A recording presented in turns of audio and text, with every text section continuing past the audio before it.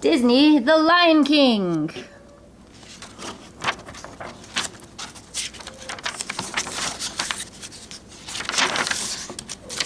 As the morning sun rose high over the African plain, animals and birds gathered at the foot of Pride Rock. "There he is!" one of them cried. Suddenly, "There's the new prince!" Everyone cheered and stamped their feet. "Welcome, Prince Simba!" they shouted. They watched in silence as Rafiki, wise old baboon, raised the lion cub high into the air. The clouds parted and the sun rays shone down on the future king. Slowly, Rafiki lowered his arms and took Simba back to his proud parents, King Mufasa and Queen Sarabi. It was a very special day. Time passed quickly for little Simba. There was so much to learn. One morning, the king showed his son around the kingdom. "Remember," Mufasa warned him, "a good king must respect all creatures, for we exist together in the great circle of life." Later that day, Simba met his uncle Scar. The cub proudly told him that he had seen the whole of his future kingdom, even beyond the northern border. Scar asked slyly. "Well, no," said Simba sadly. "My father has forbidden me to go there." "Quite right," said Scar. "Only the bravest lions go there. An elephant graveyard is no place for a young prince." Simba hurried away to find his best friend, a young lioness called Nala. Even though he knew it was wrong, Simba decided to go visit the graveyard with Nala that very day. He had no idea that Scar had ordered 3 hyenas to go to the elephant graveyard too. Scar wanted them to kill the cub as the first step in his plan to take over Mufasa's kingdom. Simba raced ahead across the plains, leading Nala to the forbidden place. Eventually, they reached a pile of bones, and Simba knew they had arrived. "It's creepy here," said Nala. "Where are we?" "This is an elephant graveyard," Simba cried. He was looking at a skull when he saw Zazu, his father's advisor.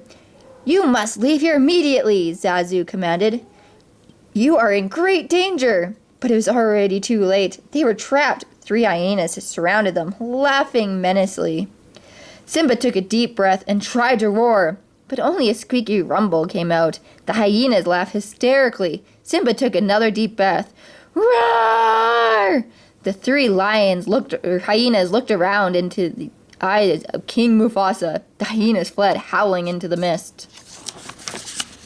Mufasa sent Nala home ahead with Zazu and walked home slowly with his son. "Simba, I'm disappointed in you. You disobeyed me, and you put yourself and others in great danger."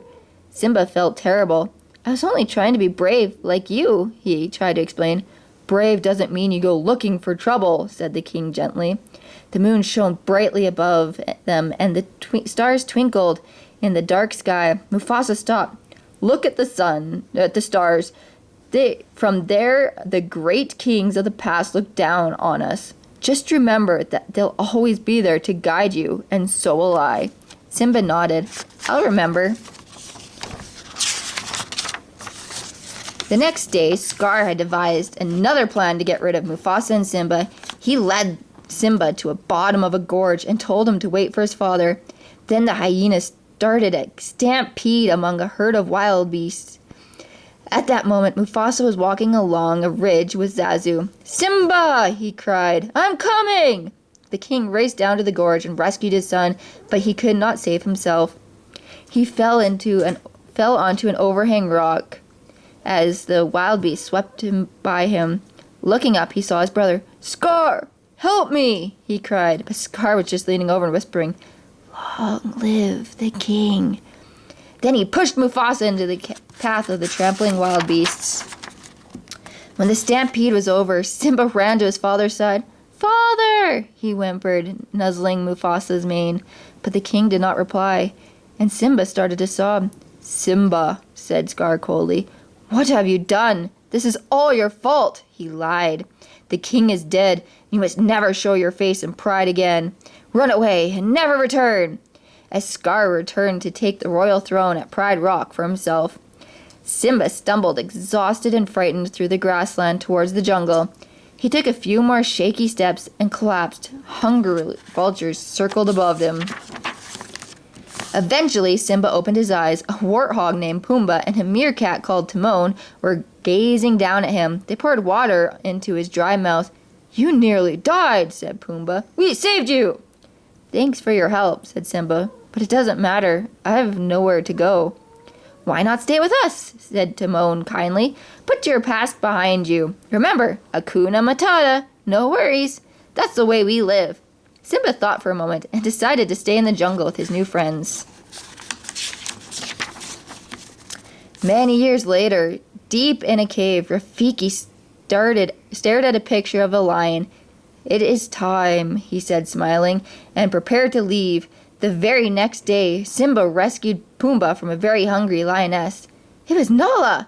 The two friends were delighted to see each other again. Nala told Simba about Scar's reign of terror at Pride Rock and begged him to return.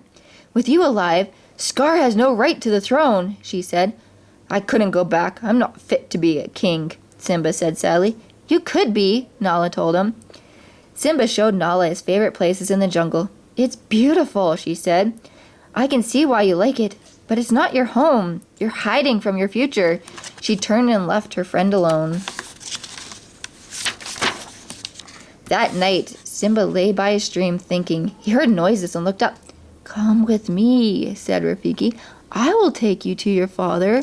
Simba followed him in wonder to the edge of a stream. As Simba looked into the water, his reflection gradually changed shape and became his father. The reflection rose into the sky, and Simba heard Mufasa's voice. "Simba, you must take your place in the circle of life. You are my son and the one true king." Then the reflection and Rafiki disappeared.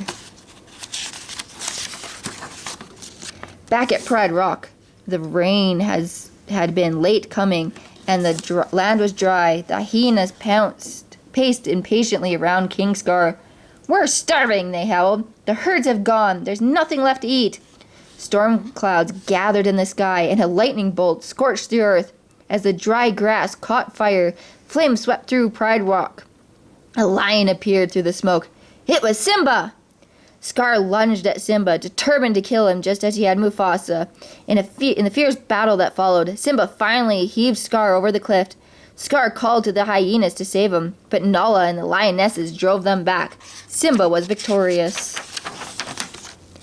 Nala went to Simba's side. "Welcome home," she whispered. As they smiled at each other, it started to rain. The heavy drops soaked the dry ground. The stream beds filled up once more. The plains came back to life, and the herds returned. One dawn, the animals and birds made their way again to the foot of Pride Rock. They watched the lions. Pumbaa and Timon, Rafiki, picked up a tiny cub. He showed the new prince, the king of Simba and Queen Nala, and they cheered to the crowd below. That night, Simba watched the stars rise in the sky. "Everything's all right, father," he said softly. "You see, I remembered," and the stars seemed to twinkle in reply.